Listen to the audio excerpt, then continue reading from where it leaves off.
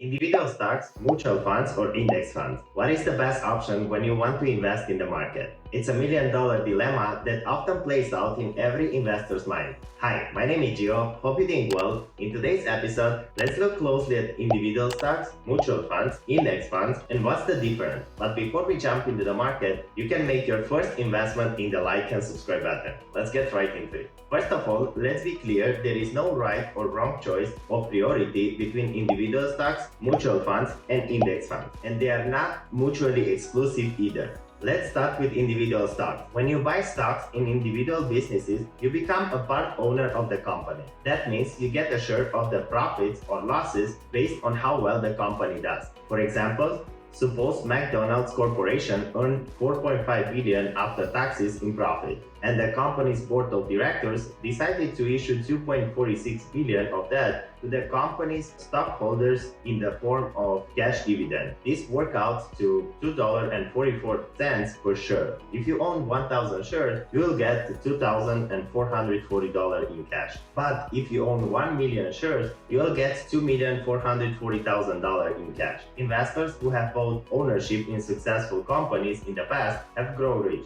Imagine if you had become part owner of Amazon, Google, Coca-Cola, Nike, Tesla, Target, or Disney when their stock prices were small. As their profits grow, you benefit based upon on a total ownership you hold. The biggest selling point of buying individual stocks is that the potential for huge gain beyond average market performance. But there is also potential for huge losses if the company performed poorly. For this reason, you will want to spend time researching the company's financial history and future projection to make an educated decision about buying shares of stocks. Even if you do, having too much of your portfolio leveraged in a handful of companies doesn't provide much diversification, particularly if the companies are in the same sector, such as energy, materials, or real estate. You are responsible for creating your own diversification. Advantages of individual stocks: first of all, no management fees. When buying individual stocks, you still reduce fees. You don't have to pay the fund company an annual management fees for investing your assets. Instead, you pay a fee when you buy the stocks and one when you sell it. The rest of the time, there is no additional cost. The longer you hold the stock, the lower your cost of ownership is. Since fees have a big impact on your return, this is a good reason to own individual stocks. Higher return: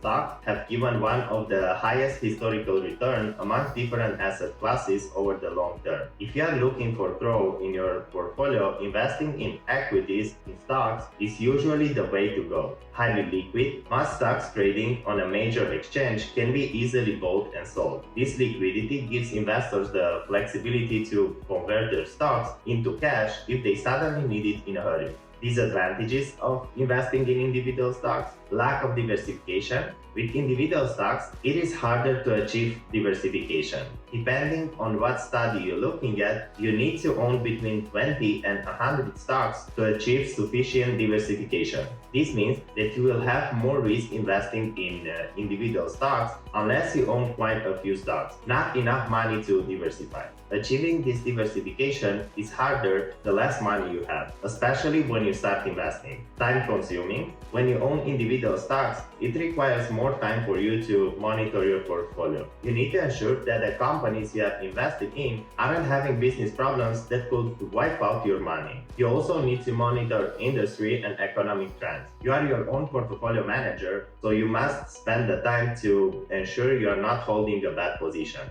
And it can be an emotional roller coaster. With individual stocks, you need to learn how to keep your emotions in check. Stock prices can rise or fall because of an overreaction to good or bad news. So it becomes easier to sell a loser or buy a hot stock because you can instantly log in and make a trade in minutes. Investing in mutual funds. A mutual fund is a type of financial vehicle made up for pool of money collected from many investors to invest in securities like stocks, bonds, money market instruments, and other assets. Mutual funds are operated by professional money managers who allocate the fund's assets and attempt to produce capital gains or income for the fund's investors. A mutual funds portfolio is structured and maintained to match the investment's objectives. Mutual funds give small or individual investors access to professionally managed portfolios of equities, bonds, and other securities. Each shareholder, therefore, participates proportionally in the gain or losses of the fund. Mutual funds invest in a vast majority of securities, and performance is usually tracked as the change in the total market cap of the fund. The value of the mutual funds company depends on the performance of the securities it decided to buy. So when you buy a unit or share of a mutual fund, you are buying the performance of its portfolio, or especially a part of the portfolio's value. Unlike stocks, mutual fund shares do not give its holders any voting rights. A share of a mutual fund represents investment in many different stocks or other securities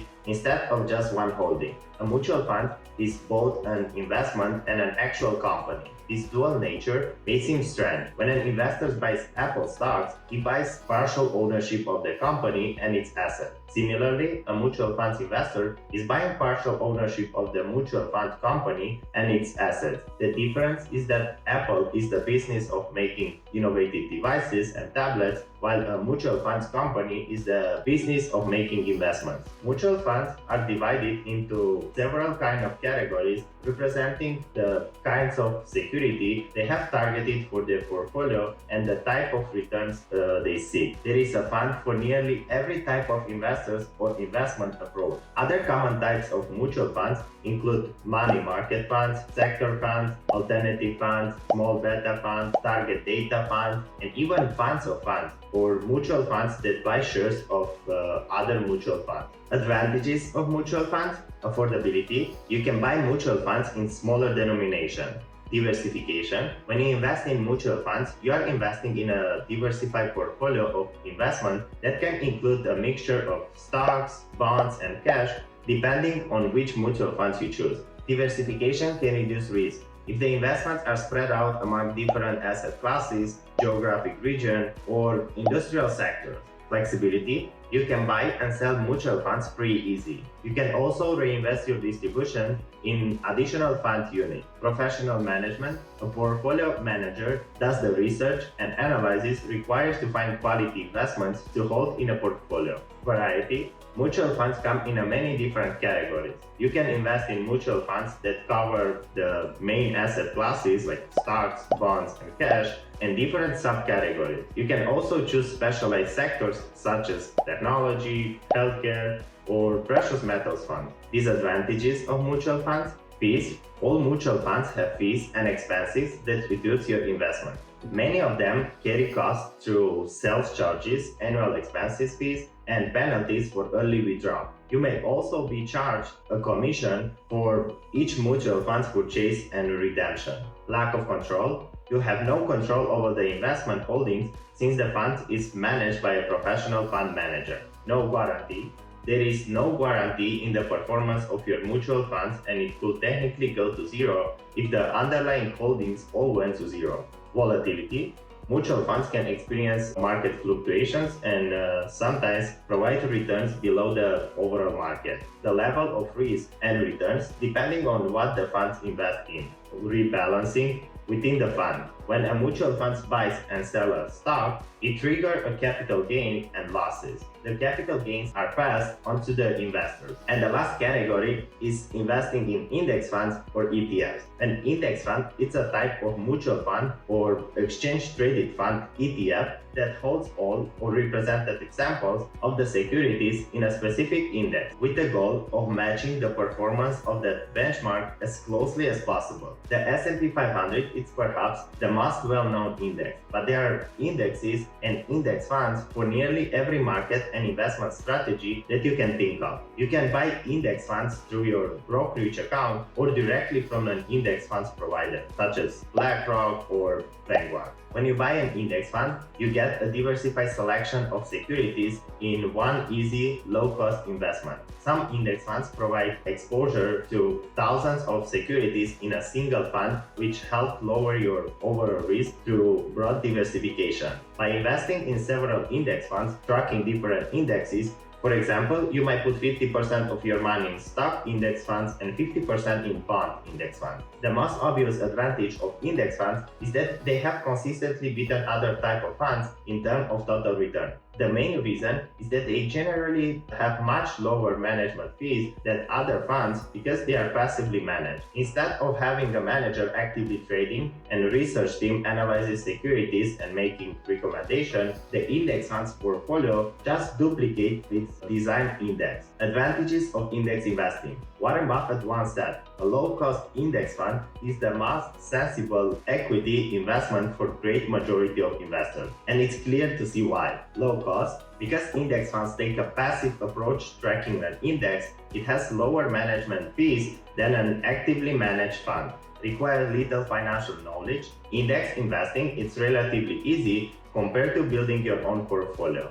Convenience. Index funds contain hundreds of stocks that will be incredibly hard to replicate in an individual level. Diversification. You're holding a large number of stocks. And disadvantages of index investing? Lack of downside protection. There is no floor to losses. No choice in the index fund's composition. Cannot add or remove any holding. Cannot beat the market. Can only achieve market return. In a simple term, if you are investing in a mutual fund, then you let the expert, which are the fund manager, take you to the destination you wish to reach. In direct equity investing, you are the person driving the vehicle and are responsible for making sure that you reach the destination. You will have to do some study in which road to take so that you are not only reach your destination on time, but also the safest possible way. You need to continuously monitor the road, in our case, the stocks on which you ride. Also, you need to make sure that the road, again, the stocks that you pick, will make you reach your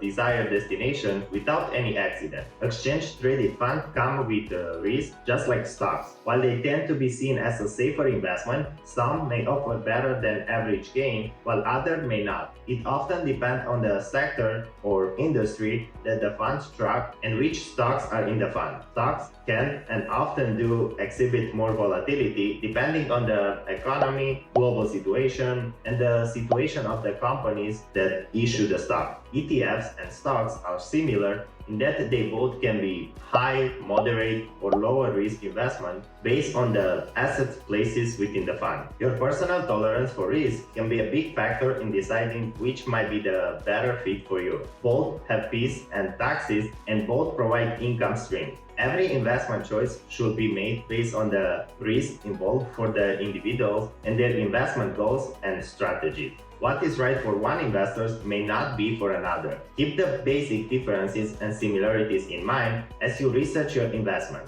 Thank you so much for watching. If you like the content, smash that like button, subscribe to my channel, and check out all the links in the description down below for some free stuff. See you in the next video.